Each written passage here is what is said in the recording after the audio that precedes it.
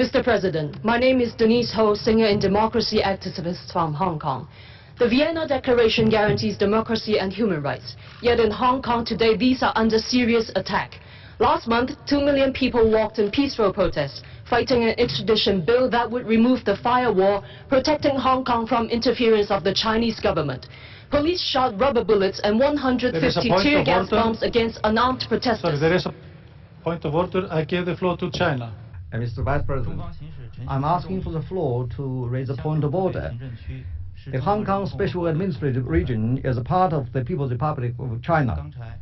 Just now, this delegate of the so-called NGO, in her speech, mentioned Hong Kong side by side with China. This is an affront to the principle of One China and the principle of the UN Charter. I'd like to ask you, Mr. President, to urge her to use standardized UN formulation when referring to places.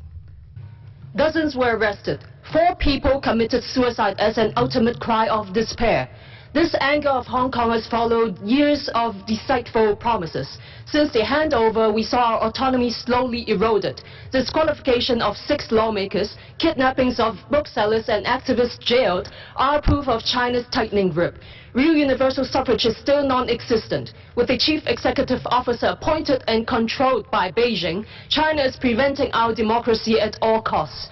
Mr. President, the Sino-British Joint Declaration is a binding treaty registered with the UN. Yet after only 22 years, China is denying its obligations. The one country, two systems is nearing its death. Protests are still ongoing. There is a point of order. I give the floor to China. Mr. Vice President, I'd like to ask for the floor to again raise a point of order. Just now the Speaker has made unfounded allegations to the system of one country, two systems. We categorically reject this. We'd like to ask you to remind her not to use abusive language in her speech. I thank you. Will the United Nations convene an urgent session to protect the people of Hong Kong?